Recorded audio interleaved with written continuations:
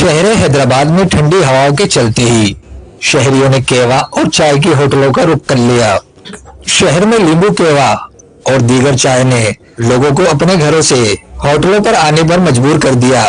नींबू का तड़का और पुदीने के पत्तों से तैयार करदा केवा और इलायची वाली चाय की मांग में इजाफा हुआ तो होटल मालकन की भी चांदी हो गई। शहरी दिन हो या रात, अपने दोस्तों के हमरा सर्द मौसम का मजा दोबारा करने के लिए होटलों पर बैठक जमा ली।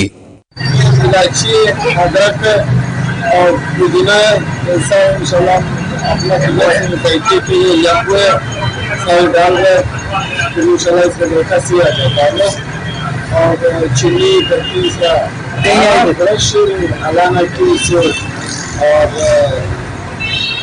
लकी पापा से गारा लंबा से सब तैयार है। ये होटल में माशाल्लाह कुछ होटलों पर आने वाले शहरियों ने कहा कि मौसम सरमा में केवा और चाय ना हो तो मजा ही नहीं आता। कैमरामैन शाजिब खान के साथ हसन रजा कुरैशी, वश न्यूज, हैदराबाद।